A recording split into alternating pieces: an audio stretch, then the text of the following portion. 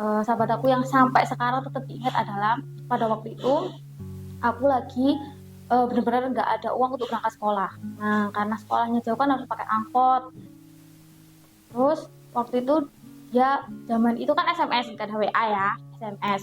Terus bilang, "Eh, kamu nggak sekolah?" Aku bilang nggak deh kayaknya, karena ya itu tadi nggak ada uang untuk bayar transport. Terus dia bilang, "Gak apa-apa, tak jemput ya. Apapun yang terjadi kamu harus tetap sekolah." Nah itu sampai sekarang masih keinget gitu.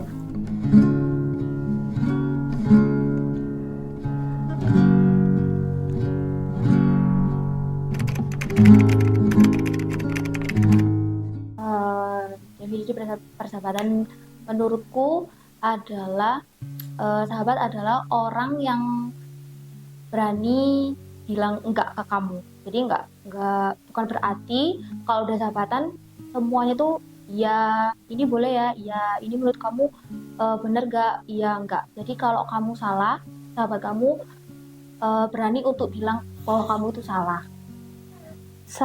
Menurutku sahabat itu orang yang bakal ngingetin aku apapun yang aku lakukan, kayak impian-impianku dia bakal selalu mendukung, dia bakal selalu ngasih aku support, dan dia bakal selalu bantu aku apapun itu. Atau kalau misal aku ngelakuin suatu kesalahan atau suatu hal yang tidak baik, dia bakal selalu ngingetin aku kayak itu tuh nggak baik, itu tuh tidak boleh dilakukan.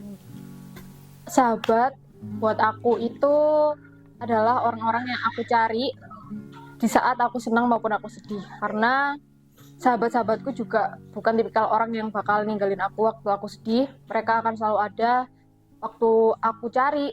Pun misalkan aku nggak mencari mereka, mereka akan tetap selalu ngecek nih aku doing good atau enggak gitu.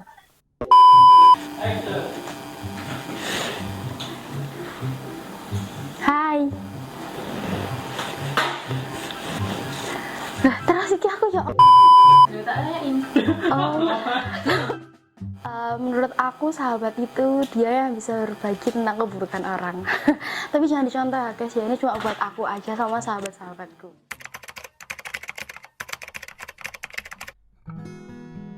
Penting banget karena tanpa sahabat kita tuh nggak bakalan ngerti apa arti berbagi, terus senang bareng. Pokoknya penting banget, jadi carilah sahabat sebanyak mungkin. Sahabat itu penting, cuman nggak yang kita harus banget punya sahabat itu, enggak. Kamu nggak punya sahabat nggak apa-apa, cuman kalau misal kamu punya sahabat, kamu harus benar-benar pertahanin dia, karena dia bakal selalu ada buat kamu. Sahabat itu penting banget ya. Nomor 2 setelah keluarga, karena sahabatku bahkan udah aku anggap kayak saudaraku sendiri. Dan kita juga udah sahabat lama banget, hampir 8 tahun, mulai dari kita SMP. Dan mereka tuh udah kayak sepupu aku, bahkan yang kita nggak harus selalu ketemu setiap hari, tapi kita akan tahu kalau kita tetap ada satu sama lain.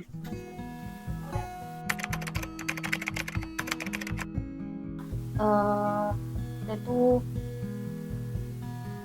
diuji dengan ekonomi orang tua. Pada waktu itu lagi ada salah satu teman aku juga, sahabat aku juga, orang tuanya juga lagi perekonomiannya juga lagi turun. Terus kita kayak saling menguatkan satu sama lain. Terus sampai hal-hal kayak kekurangan uang saku itu juga kayak kita saling berbagi. Terus ada juga sahabat aku yang kebetulan rumahnya itu deket banget sama sekolah. Terus karena kita masing-masing uang sakunya itu pas-pasan, nah si ibunya temanku ini kayak buatin bontot setiap jam istirahat. Dia tuh anterin bekalnya itu ke pos satpam, dan itu setiap hari. Terus ada juga nih sahabat aku yang sampai sekarang tetap diingat adalah pada waktu itu aku lagi benar-benar nggak ada uang untuk berangkat sekolah. Nah karena sekolahnya jauh kan harus pakai angkot. Terus waktu itu dia zaman itu kan SMS, nggak ada WA ya, SMS. Terus bilang, kamu nggak sekolah? Aku bilang enggak deh kayaknya, karena ya itu tadi nggak ada uang untuk bayar transport. Terus dia bilang, nggak apa-apa tak jemput ya, apapun yang terjadi kamu harus tetap sekolah. Nah itu sampai sekarang masih keinget gitu.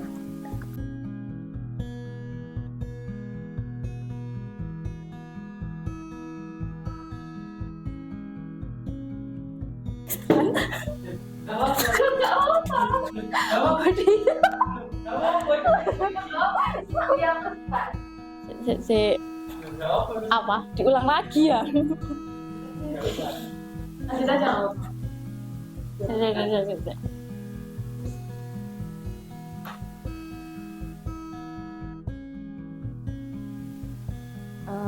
Buat sahabatku, dimanapun sekarang berada, apapun kondisinya, tetap semangat, tetap menebarkan kebaikan.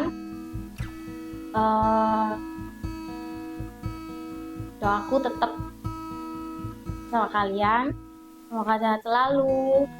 Buat yang udah nikah, semoga rumah tangganya juga bahagia.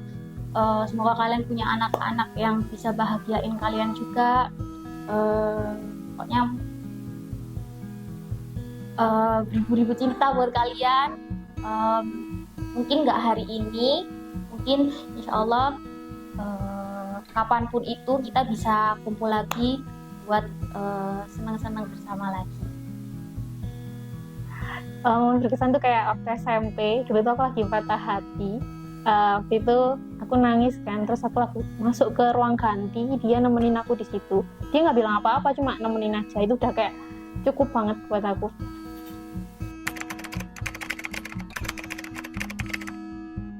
Kalau dari aku sebenarnya nggak ada tips yang gimana-gimana, cuma berhubung kita sahabatnya juga lumayan lama, mungkin tips dari aku ini sih, jadi orang yang dewasa aja dan menurunkan ekspektasi, karena yang namanya manusia itu kan juga hatinya gampang berubah-ubah ya, dan akan lebih baik kalau misalkan kita nggak naruh ekspektasi yang berlebih ke orang lain meskipun itu sahabat kita.